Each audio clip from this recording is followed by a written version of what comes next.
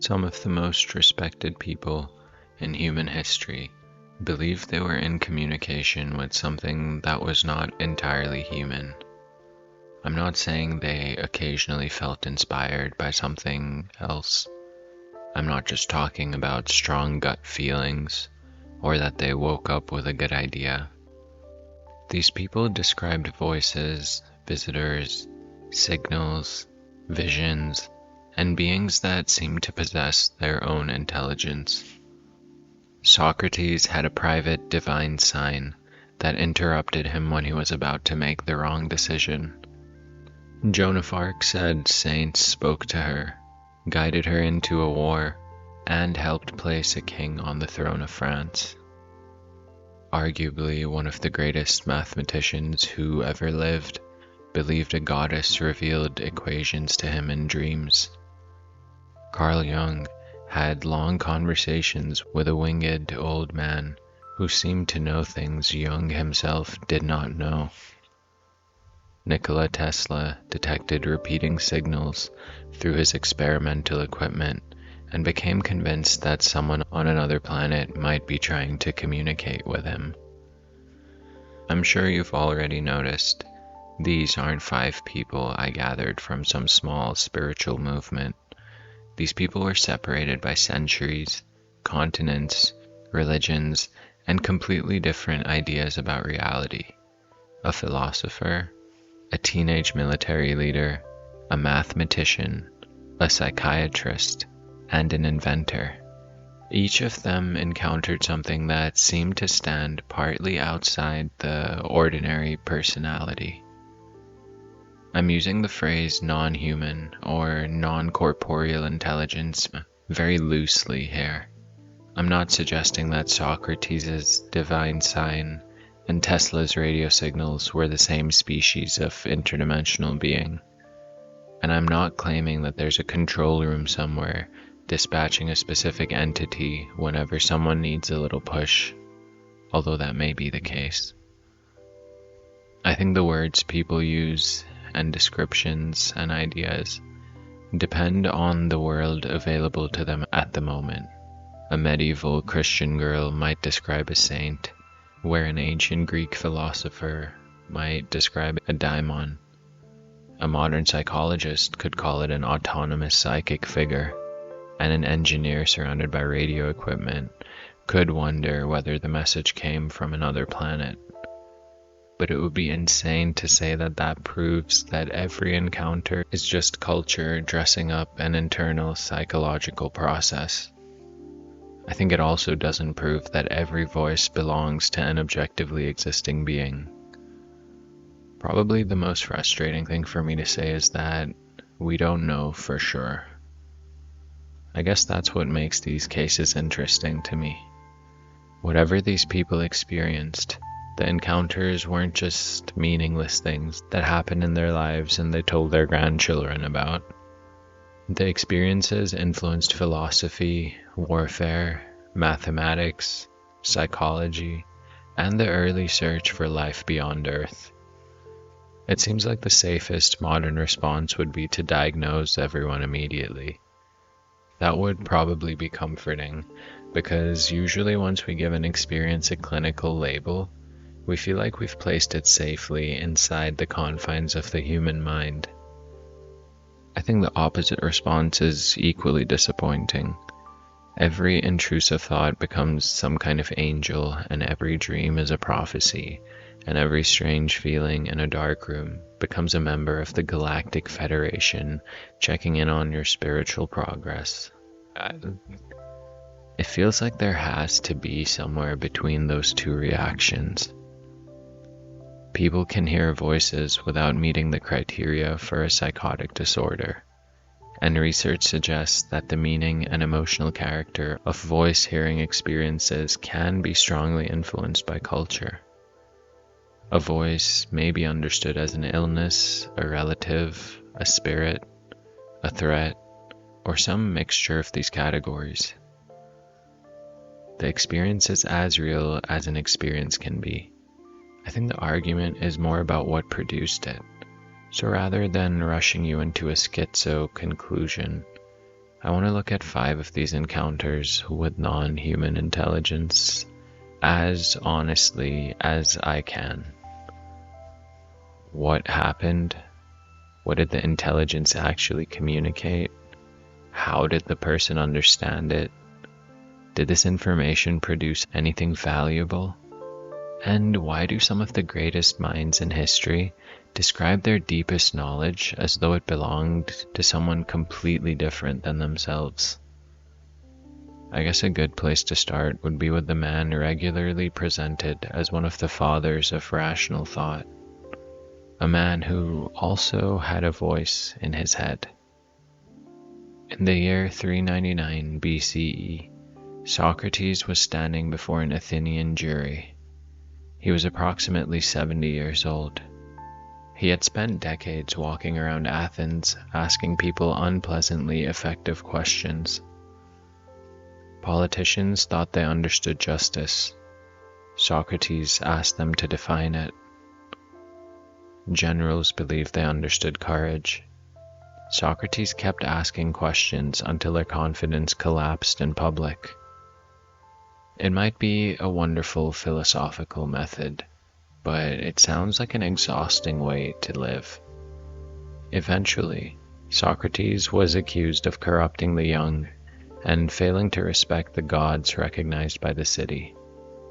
The accusation also referred to him introducing strange spiritual beings.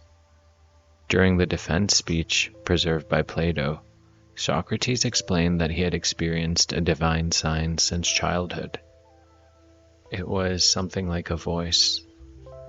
The voice didn't tell him what to do. It appeared when Socrates was about to take an action and warned him away from it. That's really weird and important to note. It wasn't like an invisible life coach giving him a 7-step morning routine. It didn't dictate his philosophy or announce which stocks to buy. All it did was restrict him. Socrates said this divine sign was one reason he had avoided conventional political life. Any honest person who tried to oppose the corruption of the city directly, he believed, would have been destroyed long before reaching old age. The sign had repeatedly turned him away from certain actions, and Socrates trusted it.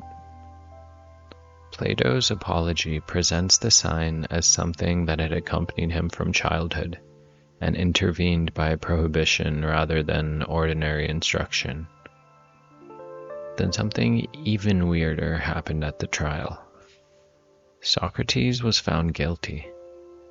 He was eventually sentenced to death by drinking hemlock. Under ordinary circumstances, the divine sign might have interrupted him. It had reportedly intervened over much smaller decisions. Yet throughout the morning, the trial, the defense, and the sentencing, it remained silent. Socrates interpreted the silence as meaningful. He reasoned that death might not be an evil. Had he been moving towards something truly harmful, the sign would presumably have stopped him. Its silence suggested that accepting the sentence was not a mistake. I think that's a crazy amount of trust to put in an absence. Most of us struggle when somebody leaves us on red for 6 hours. Socrates treated the silence of his invisible advisor as possible evidence concerning the nature of death. The obvious modern interpretation is that the daimon was a form of intuition. Socrates may have developed an unusually sensitive ability to detect danger, contradiction, or moral discomfort before his conscious reasoning could explain it. The message then appeared in awareness as a voice or sign. That explanation makes sense. Human beings constantly process information below conscious awareness. Sometimes the body knows that a situation is wrong before the speaking mind can explain why. Let's say you walk into a room and feel tension, even though nobody has said anything. You've still noticed Posture, facial expression, silence, and the way people refuse to look at each other. The conclusion arrives before the explanation. Perhaps, maybe Socrates was like a personification of that process. There are other possibilities. He may have experienced a recurring auditory phenomenon. He may have understood ordinary hesitation through the religious language of ancient Greece. He may have used the divine sign rhetorically to describe conscience. Plato may have shaped the account for philosophical purposes. I think the more interesting issue is that Socrates did not appear to experience the voice as his own reasoning. This was the man devoted to examining every claim. He questioned politicians, poets, moral customs, public reputation, and his own supposed wisdom. Yet he treated the sign as having a kind of authority.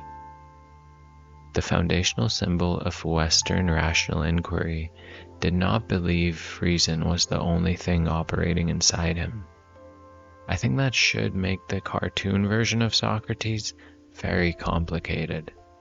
It seems like we often imagine the history of thought as a clean victory of rationality over superstition.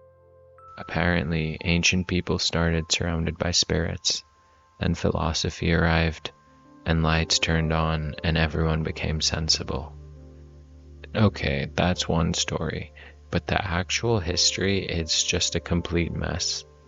For Socrates, rational examination and divine communication could inhabit the same life. He didn't seem to believe that receiving a sign relieved him of the responsibility to think. The sign just stopped him. He still had to reason about what the interruption meant. And that's probably something we can take away from this story. Even if an intuition feels as if it came from outside us, it still requires judgment. A message can be super powerful without being clear, and an experience of guidance doesn't eliminate uncertainty completely. Sometimes it just creates another layer of it. Socrates followed his sign all the way to a courtroom. When it finally became silent, he had to decide whether the silence meant abandonment, failure, or permission. He chose permission. And then one of history's most famous philosophers walked calmly to death, partly because something he could not see had failed to tell him to stop. More than 1800 years after Socrates, a girl in rural France heard a voice in her father's garden. Joan of Arc said she was around 13 when it began. It was summertime. It was around noon. The voice seemed to come from her right, near the direction of the village church. She described being frightened the first time she heard it. She also associated the voice with a bright light. Eventually, she identified her visitors as Saint Michael, Saint Catherine, and Saint Margaret. They didn't just push her spiritually and get her to pray more often. They literally gave her a political and military mission. France was deep inside the 100 Years' War. The French position had deteriorated badly. The English and their allies held large portions of territory, and the uncrowned Charles VII occupied a fragile political position. Joan said the voices ordered her to leave home, approach a local commander named Robert de Baudricourt, travel to Charles, assist in raising the siege of Orleans, and help bring him to Reims for his coronation. This would be an unreasonable assignment for almost anyone. Joan was a teenage peasant girl with no recognized military position. She didn't come from an important noble family or command soldiers. She didn't have the resume normally associated with changing the direction of a major European war. Even Joan initially resisted. According to later accounts, she approached Baudricourt more than once before receiving support. Eventually, Several men agreed to accompany her through dangerous territory to meet Charles. From there, the impossible story accelerated. Joan was examined by clergy and questioned about her beliefs. She was given armor and entered the campaign surrounding Orleans. French forces broke the siege in 1429. Joan then supported the campaign that opened the route to Reims, where Charles was crowned king. Her actual military role continues to be debated. She was not necessarily designing every battlefield maneuver like a medieval Napoleon with a cooler banner. Her presence had enormous symbolic force, and contemporary events quickly transformed her into a figure of national and religious significance. Within a little over 2 years of leaving home, Joan had helped alter the political direction of France. Then she was captured. She was eventually transferred to the English and placed on trial before an ecclesiastical court in Rouen. This is where we get a lot of data points from Joan's case. We don't just have a legend written several centuries later. We have a detailed court record. The judges questioned her repeatedly about the voices. Where did they appear? What did they look like? Did they have hair? Did they speak French? Were they wearing clothing? Did she kneel before them?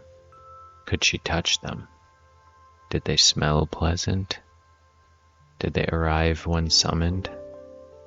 How did she distinguish a saint from an evil spirit pretending to be one? The interrogation becomes almost surreal. Powerful, educated men are sitting in a room asking a 19-year-old prisoner for the physical specifications of angels. Joan remained surprisingly careful in many of her answers. She refused to answer certain questions. She claimed she had been instructed not to reveal everything. She sometimes appeared playful or evasive, particularly when she suspected that the judges were trying to trap her. When asked whether Saint Michael was naked, Joan reportedly responded by asking whether they believed God lacked the means to provide him clothing. Now that's a strong answer, however you look at it. I think it becomes more impressive when the people asking the questions possess the power to burn you alive. And she was just there, answering questions. Joan described the voices as independent visitors. She said Catherine and Margaret sometimes came without being called. When they did not appear, she prayed for them to be sent. She said she had never needed them without receiving their help. She also claimed that the voices predicted certain events, including that she would be wounded and later captured. The surviving trial material records her saying that the first voice appeared when she was around 13, that she experienced light with it, that she recognized Catherine, Margaret, and Michael as heavenly messengers, and that she obeyed the mission despite knowing her parents would try to stop her. Now, there are several ways to interpret Joan. One theory is that she had epilepsy or another neurological condition involving auditory and visual experiences. Scholars have proposed forms of partial epilepsy, sometimes connecting her voices to the ringing of church bells or other acoustic triggers. Other researchers have criticized the attempts to diagnose Joan centuries after her death. We don't have neurological examinations, brain imaging, and a reliable family medical history, or access to Joan outside an intensely coercive political trial. A historical document can definitely suggest possibilities, but we can't treat this like some modern clinical assessment. That seems very unfair. She may have experienced visions generated by religious expectation, trauma, neurological activity, intense prayer, or an unusual but non-pathological capacity for absorption. She may have also strategically framed political convictions as divine instructions, because medieval authority offered very little room for a teenage peasant girl to suddenly announce that she had a military plan for France. I think there's probably some truth to the social analysis. A woman claiming personal ambition could be dismissed, but a woman claiming a mission from God was harder to ignore. Still, that explanation doesn't require Joan to have been lying. The voices could have given form to abilities and convictions that the social world would not otherwise allow her to express. Or she may have genuinely encountered what she believed she encountered. The historical consequences remain either way, and this is the uncomfortable part of Joan's story. If somebody told us today that 3 invisible saints had instructed them to enter an active war, we would be right to feel concerned. We should feel concerned.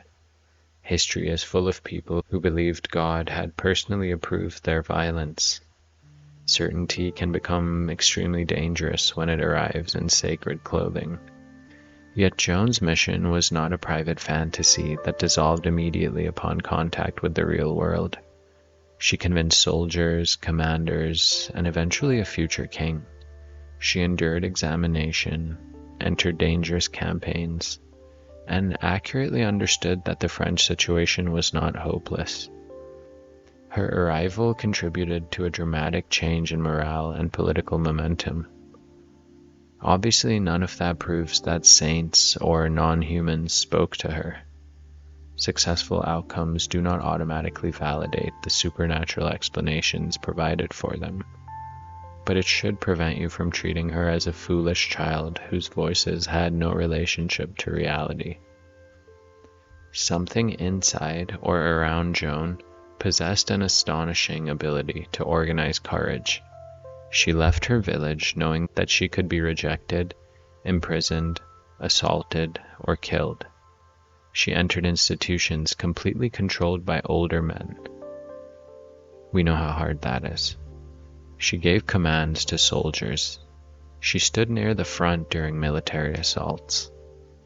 After her capture, she faced arguably the most sophisticated legal and theological machine in the world at the time, designed to break her credibility.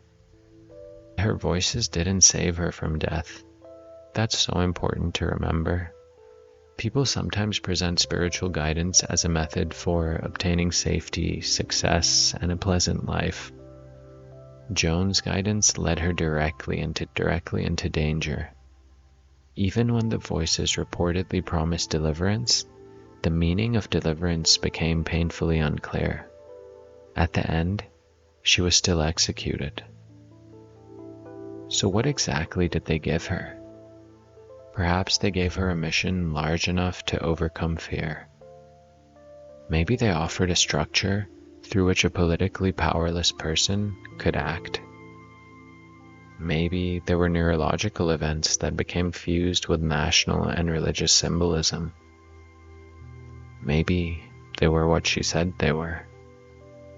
Whatever the answer, the voices that began in a 13-year-old's garden entered the politics of Europe and the books of history. A private encounter became a public army.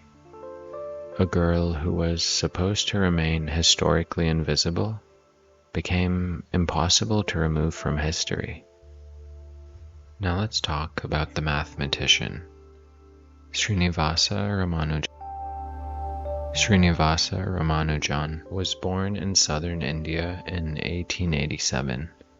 He had limited access to advanced mathematical training and struggled within conventional education, partly because he became almost completely consumed by mathematics and neglected his other subjects. He worked obsessively. Paper was expensive, so he often performed calculations on a slate and transferred selected results into notebooks. The notebooks began filling with formulas, identities, infinite series, continued fractions, and theorems. Many appeared without conventional proofs. It was as though someone had removed all the scaffolding and left only the top floors of the building floating in the air. Ramanujan eventually sent examples of his work to British mathematicians. Most failed to recognize what they were looking at. Then his letter reached G.H. Hardy at Cambridge. Hardy was one of the leading mathematicians of his generation. He initially wondered whether the strange formulas might be some kind of elaborate fraud. The difficulty was that many of them were so unusual that a fraud appeared almost as unlikely as genuine genius. Hardy and his colleague, J.E. Littlewood, examined the material. They concluded that Ramanujan possessed an extraordinary mathematical mind. Ramanujan was eventually invited to Cambridge, where he produced work that transformed areas of number theory and analysis. He became a Fellow of the Royal Society and a Fellow of Trinity College. He also believed his mathematical insight was connected to a divine intelligence. Ramanujan's family was devoted to Namagiri, a form of the goddess Lakshmi associated with Namakal. Accounts of his life describe him receiving mathematical formulas in dreams connected with the goddess. He would awaken and write them down before they disappeared. The mathematician Krishnaswamy Aladi described Ramanujan rising at night to record formulas and noted the tradition that Namagiri came in his dreams to give them to him. The same account describes a dream experienced by Ramanujan's mother, in which the goddess instructed her not to prevent her son from traveling to England. One reported dream is especially weird. Ramanujan described seeing what appeared to be a screen of flowing blood. A hand appeared and began writing results involving elliptic integrals. He concentrated on them, remembered them, and wrote them after waking.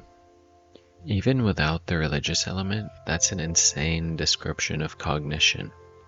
Imagine dreaming in advanced mathematics. Most of us wake up trying to understand why we were at school without any pants on, despite having graduated 20 years ago. Or maybe that's just me. Ramanujan woke up remembering elliptic integrals. He reportedly said that an equation had no meaning to him unless it expressed a thought of God. This doesn't mean he simply waited for supernatural dictation. I think the mystical retelling can accidentally erase his labor. Ramanujan calculated constantly. He studied numbers with an intensity that consumed much of his life. He tested patterns, made mistakes, revised ideas, and filled notebooks. The dreams emerged from a mind that had been completely saturated with mathematics. Research does support the idea that sleep can contribute to creative insight and problem solving. During sleep, information can be reorganized in ways that produce novel associations or solutions. That doesn't explain the full scale of Ramanujan's ability, but it gives us a plausible mechanism through which a deeply trained mind might experience a finished insight that just comes up unexpectedly. The insight still feels mysterious from the inside. When a solution arrives without conscious access to the steps that produced it, the conscious mind doesn't usually experience authorship. The answer just appears. That can create a powerful sense that it was given. For Ramanujan, the giver had a name, Namagiri. A psychological explanation might say that Ramanujan's unconscious mind continued working during dreams. His religious culture supplied the figure through whom the results could be understood. That is possible, but it's also worth noticing the arrogance hidden inside these modern explanations. We say the unconscious produced the formula.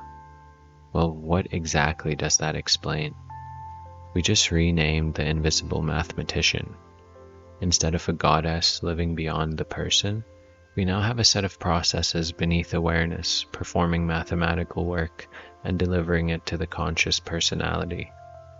Okay, maybe that's neurologically accurate, but it still doesn't make this feel ordinary. The conscious Ramanujan was still receiving information from a level of mind that he couldn't directly observe or command. Where did that capacity come from? How did the mind discover patterns that trained mathematicians would spend decades trying to prove? Why did the knowledge arrive with such confidence? There's also a cultural issue here. Western biographies sometimes treat Ramanujan's religion as an embarrassing accessory attached to his mathematical genius. The math was considered real. The goddess is placed in this decorative box of superstition. That separation doesn't really reflect Ramanujan's own understanding. For him, beauty, truth, number, and the divine didn't necessarily belong to separate departments. He didn't have to stop being religious in order to become mathematical. The relationship might even have helped organize his confidence. Believing that mathematical truth already existed and could be received may have allowed him to approach problems differently from someone worried about appearing respectable. At Cambridge, Hardy emphasized proof. Ramanujan often emphasized vision and intuition. This tension became very productive. One man brought results that seemed to arrive from somewhere beyond ordinary method. The other helped translate those results into forms the mathematical community could verify.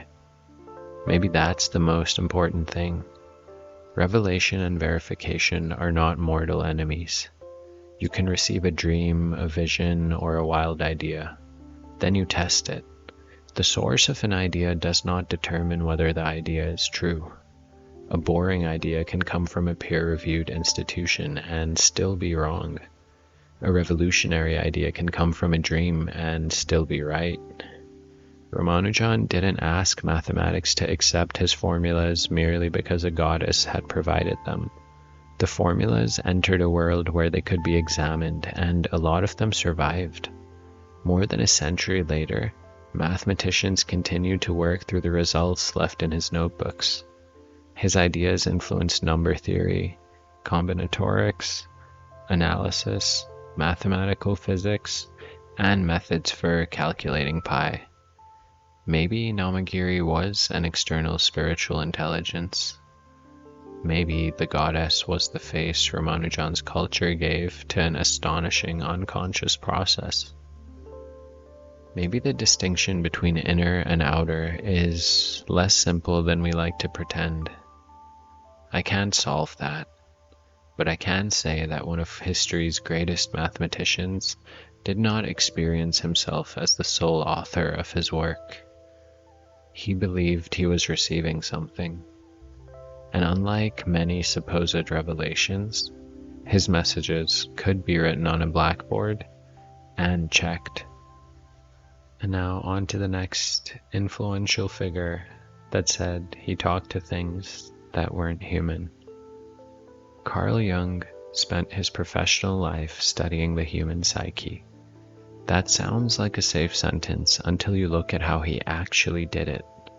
After his break with Sigmund Freud, Jung entered a period of intense inner disturbance. He experienced dreams, fantasies, visions, and powerful emotional states. Rather than immediately suppressing the material, he began deliberately entering it. He developed a practice that would later be called active imagination. Jung allowed an image or inner scene to arise, then interacted with it. He spoke to figures, he asked questions, he allowed the scene to change without consciously controlling every detail. This material became the foundation of the enormous illustrated manuscript eventually known as the Red Book. Jung's inner world contained a number of apparently autonomous characters, including Elijah, Salome, a serpent, and a figure named Philemon. Philemon appeared as an old man with the horns of a bull and the wings of a kingfisher. Jung did not experience him as a fictional character he had calmly invented for a psychology exercise. Philemon surprised him. He expressed ideas Jung did not feel he had consciously produced. Jung held conversations with him. The figure became his teacher. Jung later explained that Philemon helped him recognize that certain contents of the psyche possessed their own life. Thoughts and figures could emerge without conscious ego creating or controlling them. The Library of Congress describes Philemon as the winged wise man of the Red Book who offered Jung guidance, while Jung's later recollections presented the figure as central to his recognition of the psyche's autonomy. That phrasing is so important. Jung was not necessarily claiming that Philemon was a physical creature living in Switzerland. He was saying that the psyche contains intelligences and personalities that cannot be reduced to the conscious I. When you say, "I had a thought," who is the I that had it? Did you manufacture the thought? Did you select its wording before it appeared? Do you know what your next thought will be? Most of the time, thoughts arrive. The conscious personality notices them and then takes credit. Meditation makes this painfully obvious. You sit quietly and decide to focus on your breathing. 7 seconds later, the mind has produced an argument with someone you haven't spoken to in 10 years. Then it produces a song, then an image of a hallway from childhood. Then a powerful theory about why you need to buy something online immediately. You didn't consciously request the sequence, something generated it. We use the word mind to cover the machinery, but the word can create a false sense that we understand it.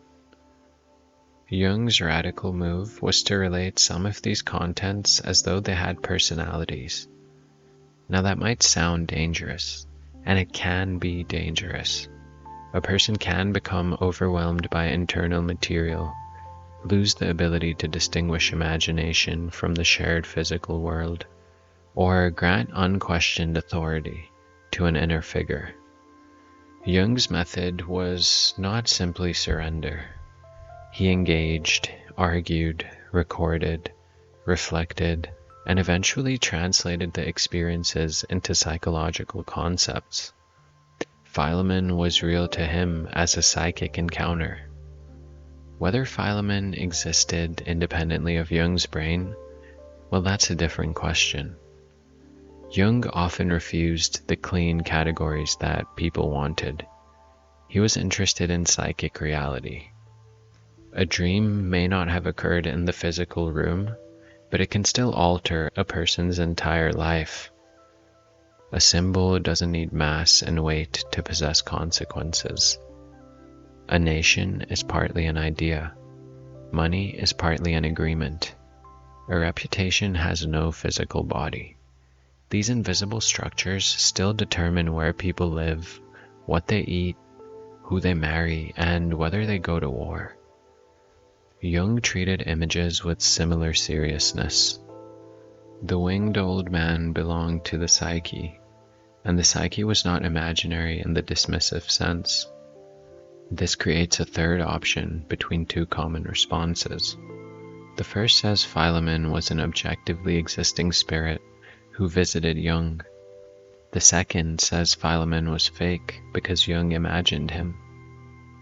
Jung's psychology suggests that imagination itself may contain forms of intelligence. A character can be produced by the mind without being consciously designed by the ego. Writers experience this constantly. They create a character, then eventually say the character refused to behave as expected. The character began making choices. Technically, the writer is producing the choices. Subjectively, the process no longer feels voluntary. A similar thing happens in dreams. Every person in the dream is presumably generated by the dreamer's mind. Yet those people surprise the dreamer. Sometimes they reveal secrets, other times they attack. They make jokes the dreamer did not know were coming. The mind can hide information from itself, and then return it wearing another face. Philemon may have been the face of a psychological capacity Jung needed. Jung had separated from Freud, one of the dominant intellectual authorities in his life. He had lost a teacher and entered a period of uncertainty. Then an internal teacher appeared. That doesn't automatically make Philemon unreal. It tells us that the psyche responded to a missing relationship by producing a new relationship. The result influenced analytical psychology, including Jung's ideas about archetypes, individuation, projection, and the autonomy of psychological complexes. You could say a substantial branch of modern psychology grew partly out of a respected psychiatrist talking to figures that other psychiatrists might have treated as symptoms. There's humor in that for sure, but there's also a stark warning. Jung had education, clinical experience, intellectual discipline, family support, financial stability, and enough freedom to spend years studying his internal world. Someone with fewer resources reporting similar encounters might have been hospitalized, imprisoned, or even abandoned. Who gets called a visionary and who gets called insane often depends on whether the person can return with something that society finds useful. I'm not saying that's right, but it seems like the way it is. Jung returned with books. He converted private encounters into a public language. Philemon became psychology. Whether the winged man came from the unconscious, the collective unconscious, a spiritual realm, or the most imaginative part of Jung's own personality remains unsettled. Jung's answer would probably frustrate anyone demanding a simple conclusion. The psyche is real. Philemon lived there. And Jung did not believe the conscious ego owned everything inside the house. Okay, so now let's talk about everyone's favorite genius. Well, he seems really popular lately. In 1899, Nikola Tesla established an experimental station in Colorado Springs. Tesla was studying electricity, wireless transmission, atmospheric phenomena, and the possibility of sending energy and information across enormous distances. The laboratory looked like a place where lightning had hired an architect. Tesla produced enormous electrical discharges. His equipment was designed to detect extremely faint signals. During these experiments, he noticed unusual repeating disturbances. Tesla interpreted the pattern as possibly intelligent. He became particularly interested in a sequence that appeared numerical, like a simple progression. 1, 2, 3. At the beginning of the 20th century, radio was new. Mars was widely discussed as a possible inhabited world. Astronomers debated supposed surface markings, and serious scientists had not yet ruled out intelligent life on nearby planets. Tesla eventually suggested that he might have received a signal from Mars, Venus, or another world. In 1901, his claim received widespread public attention. Tesla described the signals as potentially intelligently controlled and considered the possibility that one planet was greeting another. The Library of Congress records the claim as part of the early history of attempting communication beyond Earth. Now, most people say Tesla probably didn't receive a message from Martians. There are several natural and technological explanations for what his equipment may have detected. He could have received terrestrial interference, atmospheric electricity, signals associated with distant storms, or naturally occurring radio emissions that were not yet understood. The science of radio astronomy didn't yet exist in a mature form. Tesla was using extraordinarily sensitive instruments at the border of available knowledge. He heard a pattern and tried to identify its source. That is exactly where intelligence becomes difficult to separate from noise. A random event can appear meaningful. A meaningful signal can appear random. The receiver participates in the interpretation. This is true far beyond radio. A person looks at stars and sees a constellation, looks at clouds and sees a face, experiences three coincidences and senses that something is arranging events. Sometimes the pattern is imaginary, but sometimes noticing the pattern is how discovery begins. Scientists cannot refuse to investigate a result merely because it might be an illusion. They also can't declare intelligence every time a machine produces rhythm. Tesla dealt with that tension constantly. His reputation makes the case especially appealing to people who want retroactive confirmation of extraterrestrial contact. Tesla has become an almost mythical figure online. Every invention that doesn't have an obvious inventor is eventually attributed to Tesla. Every missing notebook supposedly contains unlimited free energy, anti-gravity, a death ray, an interdimensional telephone, and possibly the password to the Akashic records. I think the actual story is already weird enough. A brilliant inventor, working alone with experimental technology in the darkness of Colorado, detected a signal he didn't understand. He believed it might come from another intelligence, and he published that belief. He was willing to risk embarrassment because he believed the possibility deserved attention. Tesla's encounter differs from the others in this episode. Socrates heard a personal warning. Joan received commands. Ramanujan encountered mathematical revelation. Jung conversed with a psychological teacher. Tesla didn't see a being or hear a voice speaking his name. He encountered structure and proposed that an intelligence existed behind the pattern. That makes Tesla's case feel much more modern. Today, researchers searching for extraterrestrial intelligence still face the same basic problem. How do you distinguish intentional communication from natural activity? What form would a message take? Would mathematics provide a shared language?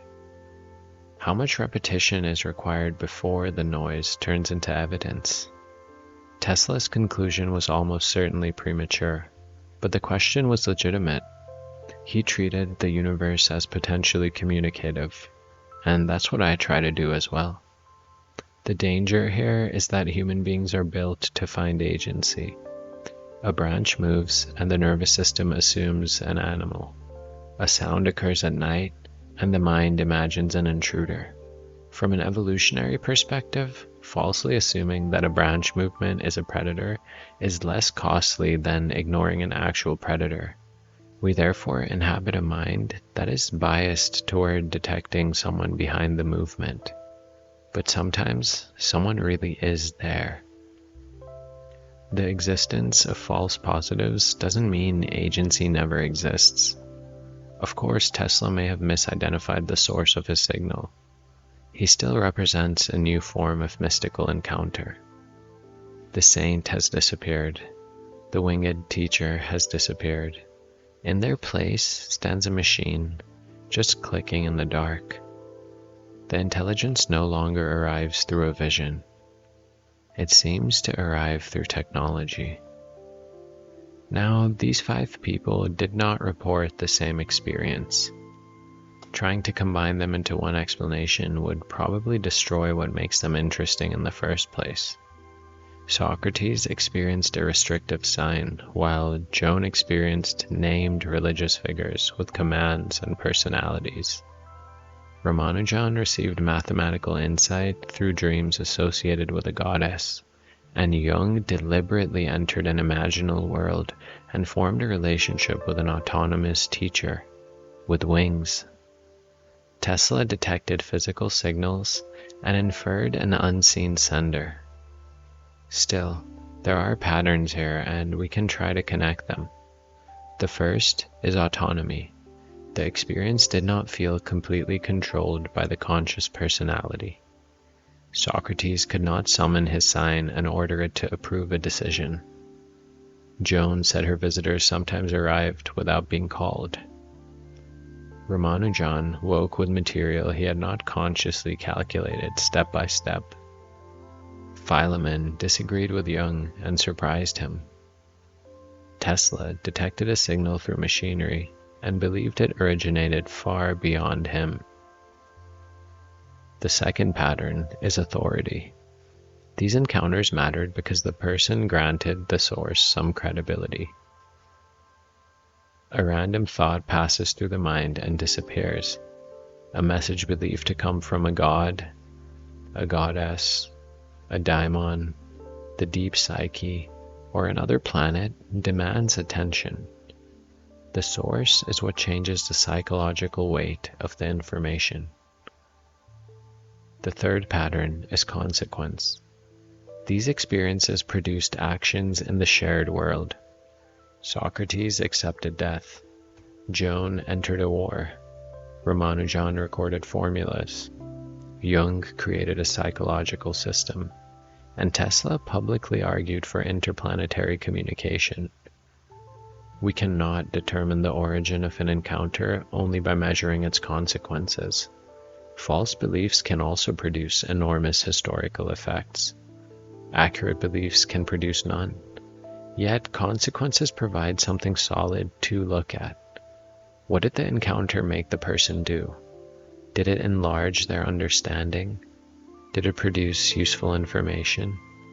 Did it increase compassion, courage, obsession, grandiosity, or violence? A voice claiming sacred authority should never be trusted merely because it feels powerful. Human history has paid heavily for that mistake.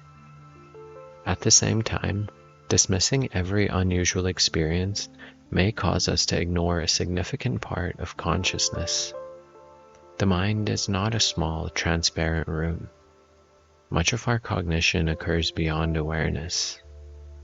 Dreams create worlds without asking permission. Insights show up way before explanations. Emotions alter perception. And characters form inside imagination. People experience voices without necessarily losing contact with reality. Culture influences the identities those voices receive. None of this proves external spirits. It shows that the conscious ego is a much smaller author than it likes to believe. We walk around saying, "my mind," the way a person might say, "my country." You belong to it, and you participate in it. But you didn't personally build every road, and we know that. I also think we make a mistake when we assume that psychological and spiritual explanations must cancel each other out. Saying that an experience occurred through the brain does not tell us everything about its meaning. Every experience we have occurs through the brain. Looking at someone you love involves neural activity. That doesn't prove the person is imaginary. Prayer, music, and grief all involve the brain. A neurological description can explain a mechanism without exhausting the reality being encountered. But the opposite is also true. Calling something spiritual does not remove the possibility of neurological illness, trauma, suggestion, sleep disturbance, or even self-deception. Discernment has to remain active. And maybe that's the real theme connecting these stories. Not belief or magic, just discernment. Socrates listened to his sign, but still examined his life. Joan's certainty gave her courage, but it also carried her toward violence and death. Ramanujan received formulas, then placed them into mathematics where they could be tested. Jung entered conversations with psychic figures and spent years interpreting them. Tesla heard a pattern and formed a hypothesis that later evidence failed to confirm. It seems like an encounter can be sincere, and the interpretation can still be very wrong. An interpretation can be culturally shaped, and the encounter can still contain truth. Something can come from within you without belonging to the narrow personality you call yourself. Something can feel external without being physically present. And perhaps, in rare cases, something genuinely outside us finds a way to communicate through the materials our minds make available. Maybe a saint, maybe a dream, a winged old man, a warning voice, maybe 3 pulses through a machine. I don't know who or what was speaking to these people. In some cases, I'm not sure the question has a single answer. I only know that history is filled with individuals who reached the edge of their own understanding and found something waiting there. Something with a personality and information. Something that appeared to know more than they did. The modern world asks us to choose quickly, divine or delusional, external or internal, revelation or illness. Maybe some experiences deserve a slower answer. Maybe the first honest response is just, something happened. The person listened, and history changed. This has been Idiot Mystic. Thank you for spending this time with me, and I hope you feel a little more comfortable about talking to things that aren't us. I'll see you on the next one. Bye.